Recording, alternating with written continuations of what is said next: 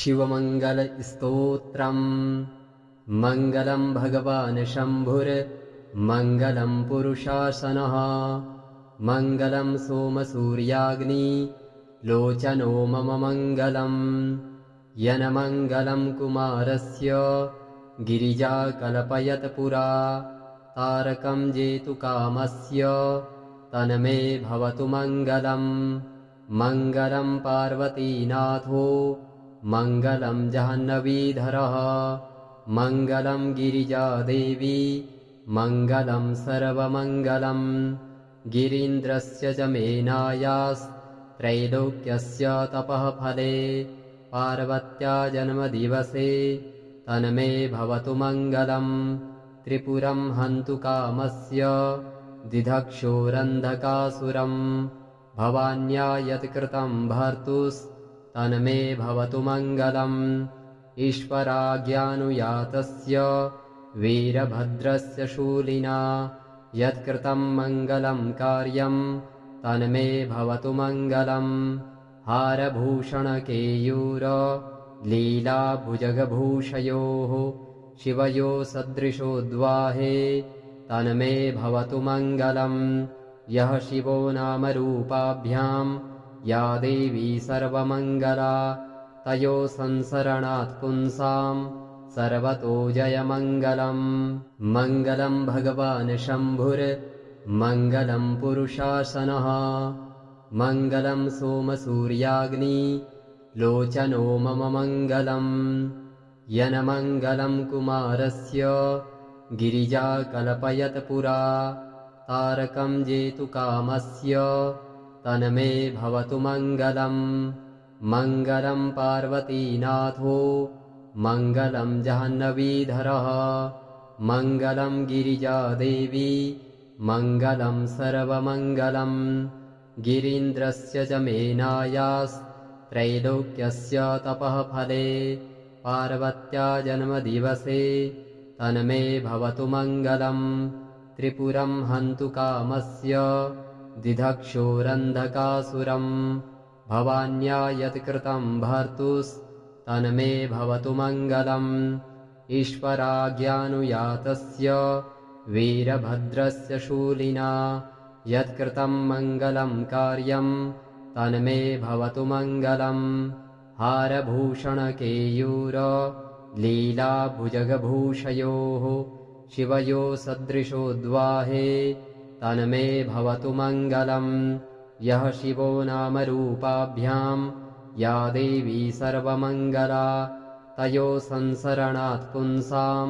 सर्वतो जयमङ्गलम् मङ्गलं भगवान् शम्भुर्मङ्गलं पुरुषासनः मङ्गलं सोमसूर्याग्नि लोचनो मम मङ्गलम् यनमङ्गलं कुमारस्य गिरिजा कल्पयत पुरा तारकं जेतुकामस्य तन्मे भवतु मङ्गलम् मङ्गलं पार्वतीनाथो मङ्गलं जाह्नवीधरः मङ्गलं गिरिजादेवी मङ्गलं सर्वमङ्गलम् गिरीन्द्रस्य च मेनायास्त्रैलोक्यस्य तपः फले पार्वत्या जन्मदिवसे तन्मे भवतु मङ्गलम् त्रिपुरं हन्तु कामस्य दिधक्षोरन्धकासुरम् भवान्या यत्कृतं भर्तुस्तन्मे भवतु मङ्गलम्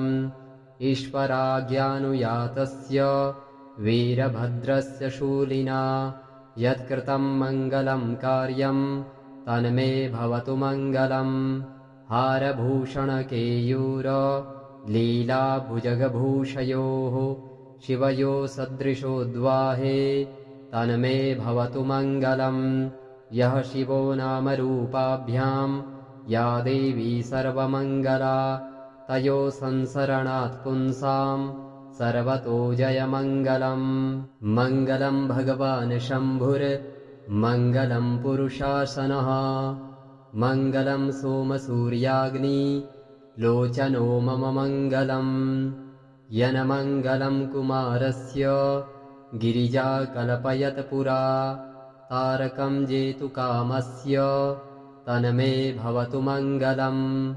मङ्गलं पार्वतीनाथो मङ्गलं जाह्नवीधरः मङ्गलं गिरिजादेवी मङ्गलं सर्वमङ्गलम्।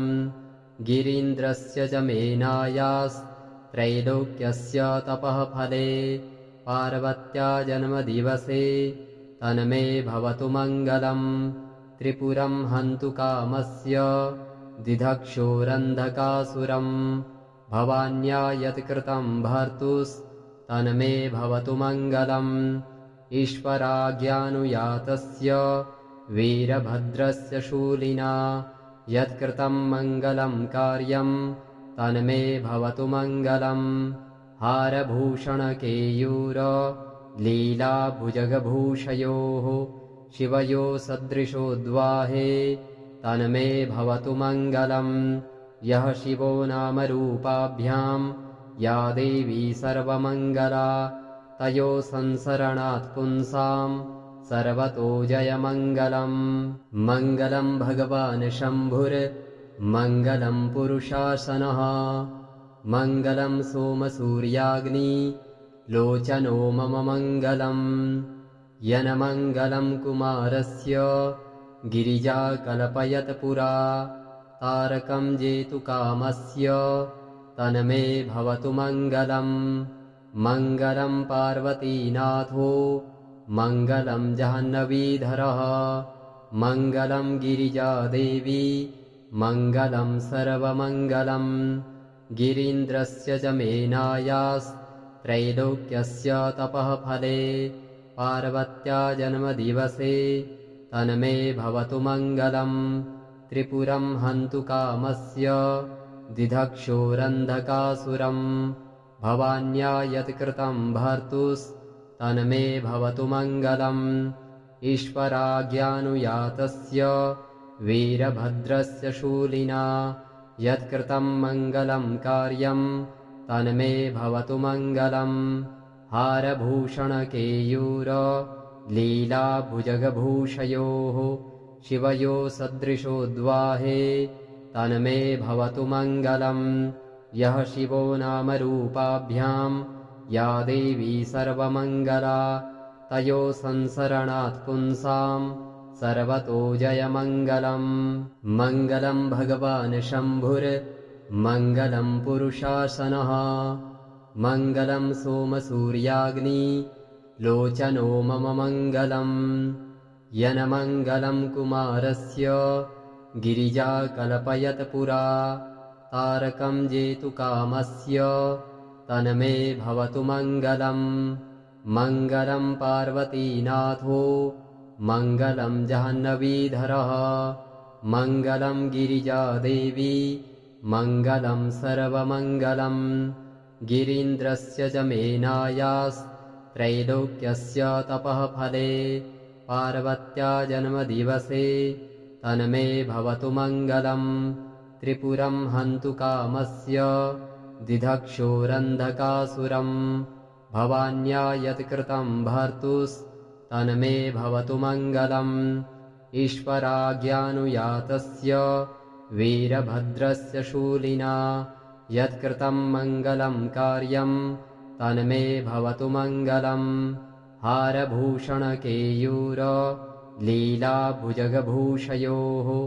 शिवयो सदृशोद्वाहे तन्मे भवतु मङ्गलम्। यः शिवो नामरूपाभ्यां या देवी सर्वमङ्गला तयो संसरणात् पुंसां सर्वतो जयमङ्गलम्।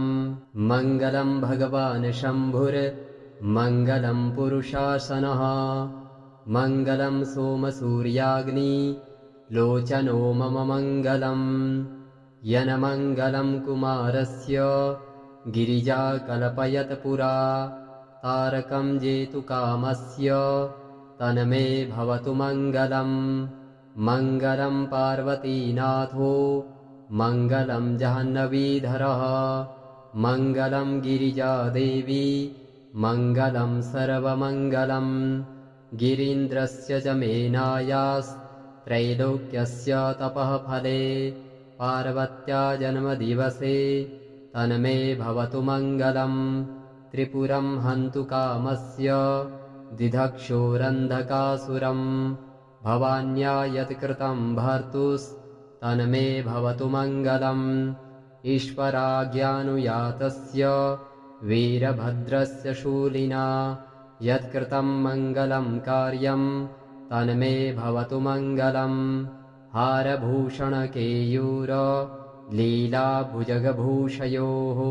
शिवयो सदृशोद्वाहे तन्मे भवतु मङ्गलम् यः शिवो नामरूपाभ्यां या देवी सर्वमङ्गला तयो संसरणात् पुंसां सर्वतो जयमङ्गलम् मङ्गलं भगवान् शम्भुर्मङ्गलं पुरुषासनः मङ्गलं सोमसूर्याग्नि लोचनो मम मङ्गलम् यनमङ्गलं कुमारस्य गिरिजा कल्पयत् पुरा तारकं जेतुकामस्य तन्मे भवतु मङ्गलम् मङ्गलं पार्वतीनाथो मङ्गलं जाह्नवीधरः मङ्गलं गिरिजादेवी मङ्गलं सर्वमङ्गलम् गिरीन्द्रस्य च मेनायास्त्रैलोक्यस्य तपः फले पार्वत्या जन्मदिवसे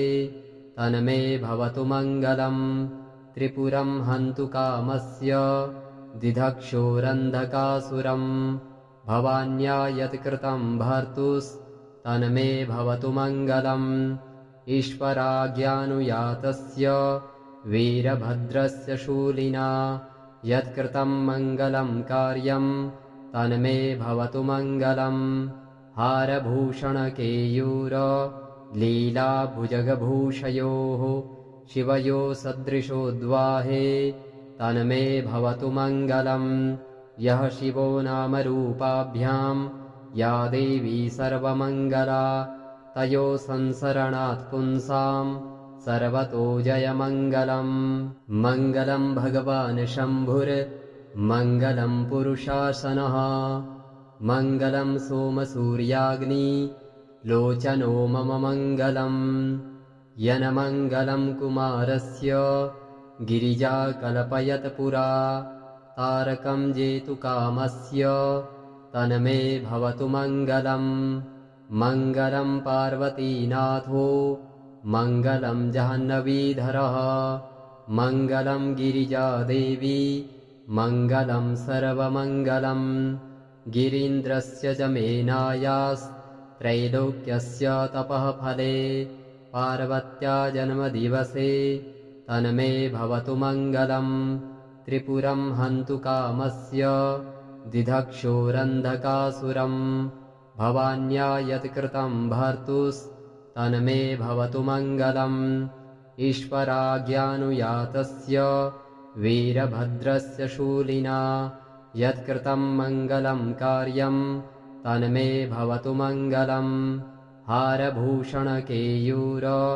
लीलाभुजगभूषयोः शिवयो सदृशोद्वाहे तन्मे भवतु मङ्गलम् यः शिवो नामरूपाभ्यां या देवी सर्वमङ्गला तयो संसरणात् पुंसां सर्वतो जयमङ्गलम् मङ्गलं भगवान् शम्भुर्मङ्गलं पुरुषासनः मङ्गलं सोमसूर्याग्नि लोचनो मम मङ्गलम् यनमङ्गलं कुमारस्य गिरिजा कल्पयत् पुरा तारकं जेतुकामस्य तन्मे भवतु मङ्गलम् मङ्गलं पार्वतीनाथो मङ्गलं जाह्नवीधरः मङ्गलं गिरिजादेवी मङ्गलं सर्वमङ्गलम् गिरीन्द्रस्य च मेनायास्त्रैलोक्यस्य तपः फले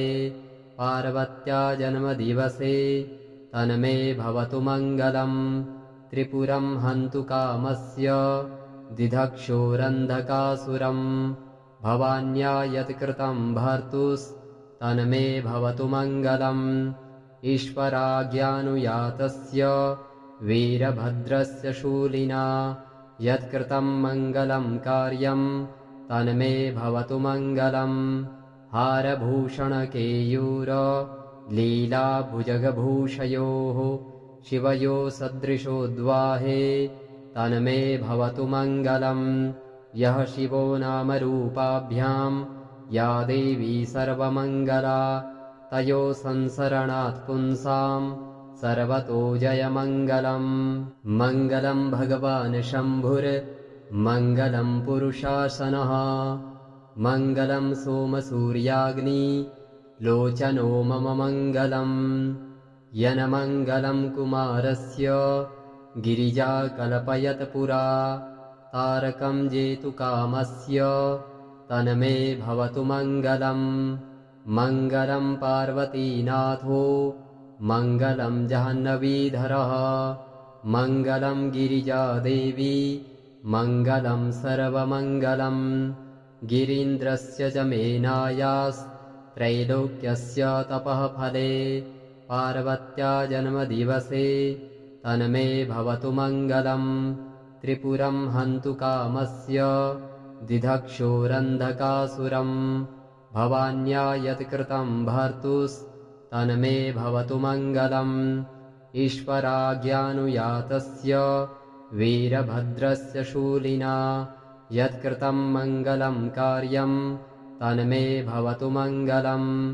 हारभूषणकेयूरलीलाभुजगभूषयोः शिवयो सदृशोद्वाहे तन्मे भवतु मङ्गलम्।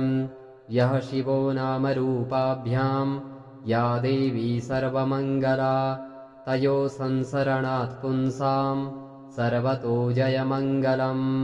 मङ्गलं भगवान् शम्भुर्मङ्गलं पुरुषासनः मङ्गलं सोमसूर्याग्निलोचनो मम मङ्गलम्। यन्मङ्गलं कुमारस्य गिरिजा कल्पयत् पुरा तारकं जेतुकामस्य तन्मे भवतु मङ्गलम्। मङ्गलं पार्वतीनाथो मङ्गलं जाह्नवीधरः मङ्गलं गिरिजादेवी मङ्गलं सर्वमङ्गलम्। गिरीन्द्रस्य च मेनायास्त्रैलोक्यस्य तपः फले पार्वत्या जन्मदिवसे तन्मे भवतु मङ्गलम्। त्रिपुरं हन्तु कामस्य दिधक्षोरन्धकासुरम् भवान्या यत्कृतं भर्तुस्तन्मे भवतु मङ्गलम्। ईश्वराज्ञानुयातस्य वीरभद्रस्य शूलिना यत्कृतं मङ्गलं कार्यं तन्मे भवतु मङ्गलम्।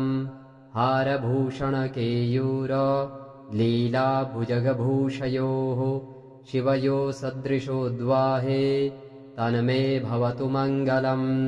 यः शिवो नामरूपाभ्यां या देवी सर्वमङ्गला तयो संसरणात् पुंसां सर्वतो जयमङ्गलम्।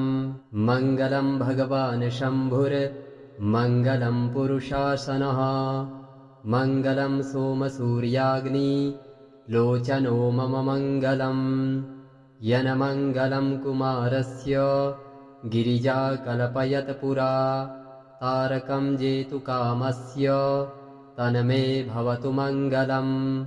मङ्गलं पार्वतीनाथो मङ्गलं जाह्नवीधरः मङ्गलं गिरिजादेवी मङ्गलं सर्वमङ्गलम्। गिरीन्द्रस्य च मेनायास्त्रैलोक्यस्य तपः फले पार्वत्या जन्मदिवसे तन्मे भवतु मङ्गलम्। त्रिपुरं हन्तु कामस्य दिधक्षोरन्धकासुरम् भवान्या यत्कृतं भर्तुस्तन्मे भवतु मङ्गलम्। ईश्वराज्ञानुयातस्य वीरभद्रस्य शूलिना यत्कृतं मङ्गलं कार्यं तन्मे भवतु मङ्गलम्। हारभूषणकेयूरलीलाभुजगभूषयोः शिवयो सदृशोद्वाहे तन्मे भवतु मङ्गलम्। यः शिवो नामरूपाभ्यां या देवी सर्वमङ्गला तयो संसरणात् पुंसां सर्वतो जयमङ्गलम्।